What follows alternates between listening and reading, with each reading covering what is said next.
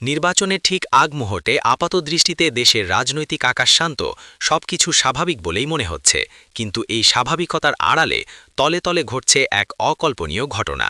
Doctor Yunus এমন এক পরিস্থিতির জাল বুনছেন, যা বাংলাদেশের ইতিহাসে তো বটেই, বিশ্ব রাজনীতিতেও এক বিরল দৃষ্টান্ত হয়ে থাকবে।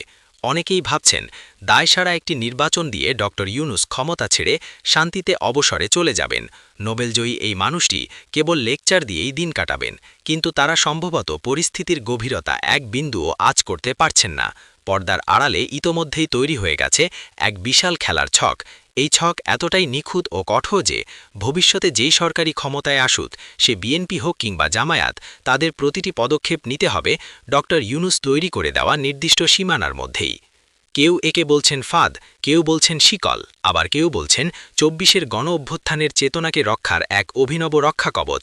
শব্দ যাই হোক, বাস্তবতা একটাই, আগামী দিনের সরকারের হাত পা এখন থেকেই এক অদৃশ্য সুতায় বেঁধে ফেলেছেন এই বিশ্ববরেণ্য ব্যক্তিত্ব।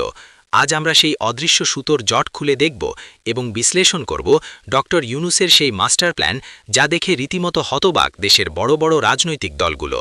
এই আলোচনার গভীরে যাওয়ার আগে একটি বিষয় পরিষ্কারভাবে বোঝা জরুরি, ডক্টর ইউনূসকে যারা কেবল একজন সহজ সরল অর্থনীতিবিদ ভেবেছিলেন, তারা এখন বড় ধাক্কা খাচ্ছেন। তিনি নিজেকে এমন এক কঠিন বাস্তবতা হিসেবে প্রতিষ্ঠা করেছেন, যার তৈরি কাঠামোর বাইরে যাওয়ার ক্ষমতা এখন আর কারো নেই। এটি কোনো ব্যক্তিগত ক্ষমতার লড়াই নয়, বরং এটি একটি বিশাল রাষ্ট্র সংস্কারের নীল নকশা। আপনি যদি মনে করেন শেখ হাসিনার মতো ফ্যাসিজম আবার ফিরে আসবে কিংবা ক্ষমতার দাপটে যা ইচ্ছা তাই করা যাবে, তাহলে সেই স্বপ্ন শুরুতেই ধূলিসাৎ হয়ে যাবে। জুলাই বিপ্লবে যে রক্তক্ষয়ী সংগ্রাম এদেশ দেখেছে, সেই বিপ্লবের ফসল অর্থাৎ জুলাই সনদ বাস্তবায়ন না করে ডক্টর ইউনূস কারো হাতে ক্ষমতা হস্তান্তর করবেন না। এটি এখন ধ্রুব সত্যের মতো স্পষ্ট।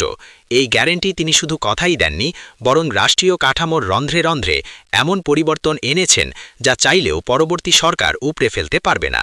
এর সবচেয়ে বড় প্রমাণ দেশের বৈদেশিক নীতিতে আসা বড় পরিবর্তন। ভারতের সঙ্গে পুরনো কায়দায় মাখামাখি করে ক্ষমতা টিকিয়ে রাখার দিন এখন শেষ। যারা ভাবছেন ক্ষমতায় গিয়ে নিজের খেয়াল খুশিমতো দেশ চালাবেন, তারা আসলে এক বড় বিভ্রান্তির মধ্যে আছেন। সবচেয়ে বড় চমক অপেক্ষা করছে ১১ই ফেব্রুয়ারি। নির্বাচনের মাত্র একদিন আগেই যুক্তরাষ্ট্রের সঙ্গে বাংলাদেশ একটি বিশেষ বাণিজ্য চুক্তি স্বাক্ষর করতে যাচ্ছে। বিশ্বের ইতিহাসে নির্বাচনের ঠিক আগ মুহূর্তে এমন গুরুত্বপূর্ণ আন্তর্জাতিক চুক্তির নজির খুবই বিরল। এর অর্থ অত্যন্ত গভীর। ডক্টর ইউনূস নিশ্চিত করেছেন, বাংলাদেশের অর্থনৈতিক ও কৌশলগত ভবিষ্যৎ যেন কোনো নির্দিষ্ট রাজনৈতিক দলের ইচ্ছার ওপর নির্ভরশীল না থাকে।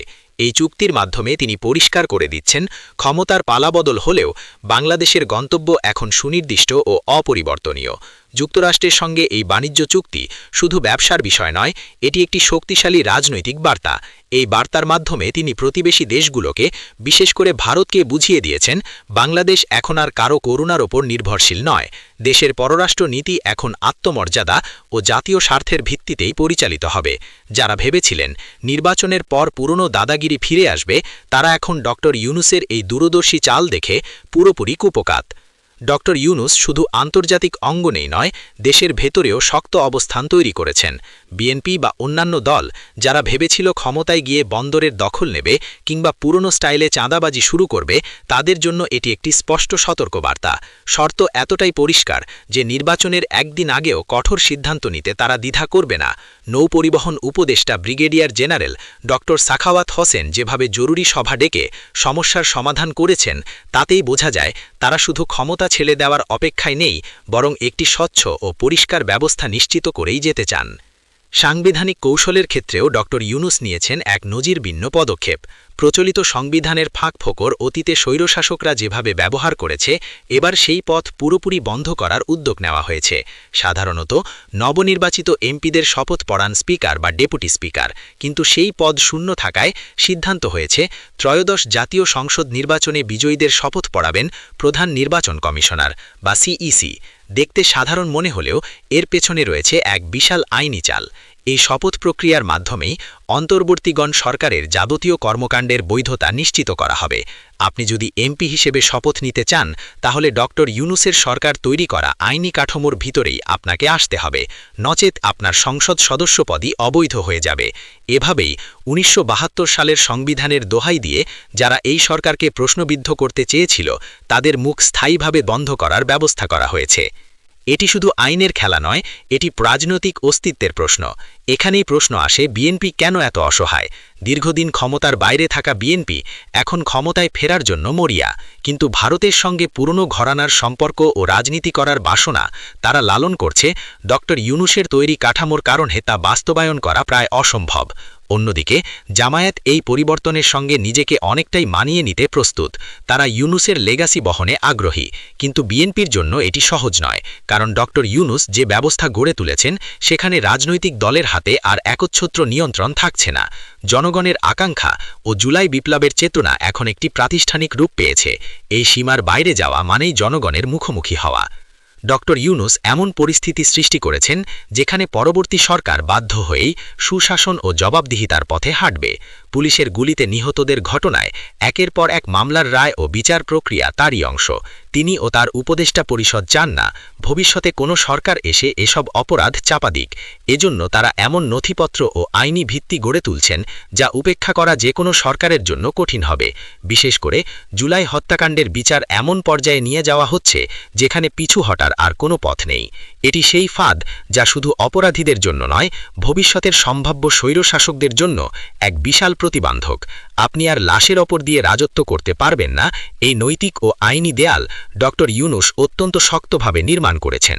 বিশ্ব রাজনীতিতে তার গ্রহণযোগ্যতাকেই তিনি বাংলাদেশের স্বার্থে এক শক্ত ঢাল হিসেবে ব্যবহার করছেন। দেশের ভেতরের শক্তিগুলো তাকে সরাতে চাইছে, কথা তিনি জানেন। তাই আন্তর্জাতিক সম্প্রদায়ের সঙ্গে এমন বন্ধন তৈরি করছেন যা ছিন্ন করা কোনো সাধারণ রাজনৈতিক দলের পক্ষে সম্ভব নয়। সবশেষে বলা যায়, ডক্টর মোহাম্মদ ইউনূস কেবল একজন অন্তর্বর্তীকালীন প্রধান উপদেষ্টা নন, তিনি আধুনিক বাংলাদেশের এক নতুন স্থপতি হিসেবে আত্মপ্রকাশ করেছেন। চট্টগ্রাম বন্দর রক্ষা থেকে শুরু করে এমপিদের শপথের নতুন নিয়ম কিংবা আন্তর্জাতিক চুক্তি সবই এক বৃহৎ লক্ষ্যের দিকে এগোচ্ছে। সেই লক্ষ্য হল এমন একটি বাংলাদেশ গড়া যেখানে আর কেউ একনায়ক হতে পারবে না। আপনি একে ইউনূসের ফাঁদ বলুন কিংবা জাতির মুক্তির সনদ, একটি বিষয় নিশ্চিত, পরবর্তী সরকার চাইলেও এই শৃঙ্খল ভাঙতে পারবে না। তাদের হাত পা বাঁধা থাকবে জনগণের আকাঙ্ক্ষা, স্বচ্ছতা ও ন্যায় বিচারের সঙ্গে। এটি বাংলাদেশের সাধারণ মানুষের জন্য এক বড় স্বস্তির খবর।